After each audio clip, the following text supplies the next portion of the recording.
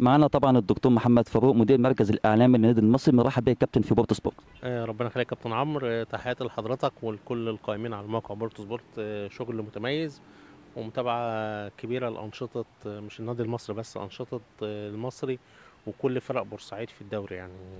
الله يخليك يا دكتور. طبعا من خلالك عايزين نطمن بقى او تقول لنا التطور الاخير اللي حصل في المركز الاعلامي للنادي المصري.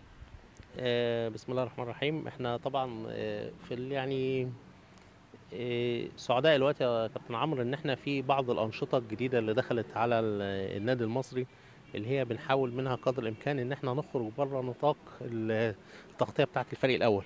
ما اخبيش عليك، كنت زعلان جدا في الفتره اللي فاتت ان احنا يعني اما النشاط بتاع الفريق الاول بيقف او قطاع الناشئين بيقف، يعتبر ما فيش نشاط ان انت تقدر تغطي بيه انشطه النادي. يعني ما عندكش الاخبار اللي بتقدر تغطي بيه انشطه النادي. ولكن اما بيدخل لعبات جديده زي البلياردو مثلا، البلياردو، السنوكر، ولعيبه من النادي المصري بيدخل اللعبه دي، مش بيدخل اللعبه بس دي بشكل شرفي، لا ده بيدخل اللعبه دي وبيتعاقد مع نخبه 5 أو 6 من لاعبي منتخب مصر، والسته دول او 5 منهم بيشاركوا في بطوله العالم للبلياردو سنوكر بالغردقه، وبيحصلوا على مراكز متقدمه على مستوى العالم. يعني فيهم 2 وصلوا لدور ال 16 او 3 وصلوا لدور ال 16، واحد في بطوله الماستر اللي هو كابتن ماجد شفيق، واتنين في البطولة بتاعة الرجال اللي هو باسم الطحان وياسر الشربيني.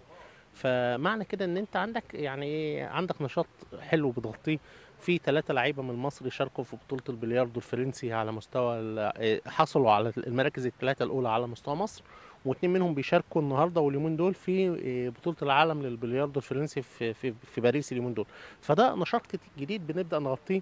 يوم الجمعة اللي فاتت كان عندنا نشاط بتاع بطولة مباراة هوك الانزلاق بين المصري والزمالك، لأول مرة من 4 سنين يقام النشاط فيها تاني. فدي تغطية جديدة في المركز الإعلامي، ما كناش إن إحنا بنحاول إنها ما كانتش موجودة قبل كده، بنخرج إن إحنا نغطيها. الجديد بقى، ولان في بيني وبين حضرتك واحنا بنصور دلوقتي في الملعب السيد متولي، او الملعب اللي هو الخاص بقطاع الناشئين بالنادي المصري، في نشاط كتير في قطاع الناشئين في النادي المصري بقياده الكابتن عبود الخضري والكتيبه اللي بتشتغل معاه ال 24 ساعه، دكتور رائد وكابتن سيف وكابتن عمرو الدسوقي وكابتن ابراهيم المصري وكابتن سيد الناغي. مش عايز انسى حد يعني. فالمجموعه الكبيره دي كلها بتعمل نشاط 24 ساعه. فعلشان ما نظلمهمش، وعلشان نحاول ان احنا نغطي كافة اخبارهم، لان انت عارف ممكن الصفحة الرسمية طبيعتها يعني الصفحات الرسمية الكبيرة دايما ما بتركزش ممكن على اخبار قطاع الناشئين بشكل خاص، وفي نفس الوقت الناشئين دول ليهم حق علينا ان احنا نغطي اخبارهم ونعمل ويعني ونبرز الانشطه اللي بيقوموا بيها، خاصه لما تكون انشطه بشكل يومي. فاحنا علشان كده بدانا عملنا امبارح، اطلقنا صفحه رسميه جديده اسمها المصري اس سي جونيورز. ديت هتبقى خاصه بتغطيه اخبار قطاع الناشئين في النادي المصري. تاني يا دكتور اسمها ايه عشان برضو الجماهير النادي المصري تدخل عليها وتعمل لايك عليها؟ هي اسمها المصري اس سي، نفس كلمه المصري اس سي اللي هي بتاعه الصفحه الرسميه المشهوره، اللي هي صفحتنا اللي قربت على ال 500 دي خاصة بقطاع الناشئين فقط؟ قطاع ناشئين، بس هنضيف بعدها كلمه جونيورز اللي هم الشباب او الناشئين يعني البراعم يعني. وديت هيبقى فيها تغطيه ان شاء الله خاصه بكل اخبار قطاع الناشئين. معانا زميلنا محمد السرجاني متولي امر التغطيه الاعلاميه بتاعتهم دلوقتي، واعتقد ان هو باذل معاهم جهد كبير جدا. في خلال الفتره اللي جايه هيبقى فيه فيديوهات، هيبقى فيه، هنحاول ان احنا نسجل مع كافه المدربين، كافه الانشطه، كافه اللاعبين المتميزين بترشيحات من المدربين بتاعتهم. نشاط اكاديميه الكره بقياده الكابتن ابراهيم المصري وقطاع البراعم. فاحنا ان شاء الله ناويين في خلال الفتره اللي جايه ان احنا التغطيه بتاعت الناشئين، وده حقهم علينا ان هم يشوفوها. الحكايه دي يا كابتن عمرو انت حضرتك عارف قد تكون متعبه جدا بالنسبه لنا بامانه، وقد تكون وشاقه جدا جدا بامانه. ولكن احنا يعني الجهد اللي مجلس الاداره بيبذله برئاسه الاستاذ سمير حلبيه والاستاذ محمد ابو طالب والاستاذ المهندس محمد ابيل والدكتور علي الطرابيل، وخاصه المهندس محمد ابيل في المجال ده اللي هو مجال قطاع الناشئين. انا حاسس ان هو بيبذل مجهود، فانا عايز ان انا ابقى قد المسؤوليه، قد المجهود اللي هو بيبذله واغطيها، زي ما بالظبط لما الكابتن محمد المهندس الاستاذ محمد ابو طالب بيبذل مجهود كبير في مجال اللعبات اللي هي اللعبات الشهيده، اللي هي البلياردو وهوك الانزلاق والحاجات دي، فاحنا بنغطي الحكايه دي.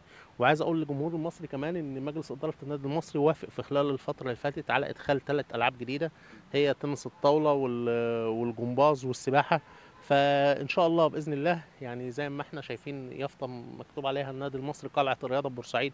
اما كنت بس بشوف اليافطه دي، للالعاب الرياضيه. ما وهو ان اسمه النادي المصري للالعاب الرياضيه، فكنت بزعل لان ايه، النادي المصري كان النادي المصري يعني اف سي مش اس سي. اف سي اللي هو كره قدم بس، لا احنا ان شاء الله بجهد مجلس الاداره، وانا يعني والله مش يعني انا بقول شهادتي مجروحه فيهم ان هم ناس عايزه تشتغل وناس عايزه ان هي تعمل حاجه، وايه ولو انا كسلت ولا خالص بحس بالايه، بحس بالذنب، لان انا بحس ان هم بيشتغلوا ال 24 ساعه، بيشتغلوا في جانب مهم جدا يا كابتن عمرو دلوقتي، وهو محاولة توفير قطع أرض للنادي المصري. يمكن السيد الوزير المهندس خالد عبد العزيز كان بيتكلم في التلفزيون أول امبارح مع الكابتن أحمد شوبير، وبيقول إن النادي المصري يستحق إن هو يكون، إحنا هنبني له ال 3550 متر اللي هو حصل عليهم في خلف الاستاد اللي هي ارض الفنار دي، ولكن احنا بنحاول ان احنا يعني ايه نعمل له استاد بملاعب عالميه بصالات مغطاه بحمامات سباحه خارج بورسعيد في مساحه تقارب ال 30 فدان. يعني اقول لحضرتك على حاجه كابتن عمرو، هو اولا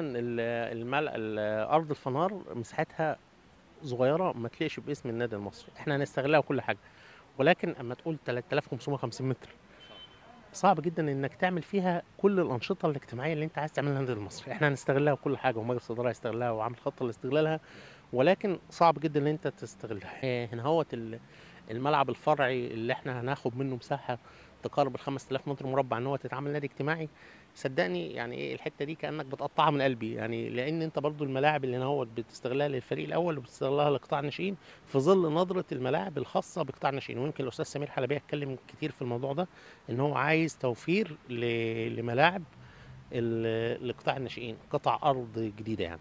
فعشان كده السيد مش في ارض اتخصصت خلف الملعب الهدف؟ لا، ما هي برضه يا كابتن عمرو هتبقى مساحتها صغيره، واحنا يعني كابتن المهندس خالد عبد العزيز في الحديث بتاعه مع كابتن احمد شوبير من 3 ايام بيقول ان ملعبين الهوكي دول اللي هم اللي بجوار ملعب الهدف وبجوار صاله بورسعيد في مشاكل، يعني هو صرف عليهم مبالغ كبيره جدا من حوالي 15 سنه ولا حاجه، ولسه يعني فاضل لهم مبلغ صغير ممكن يتشطبوا بيه يعني زي ما بيقولوا.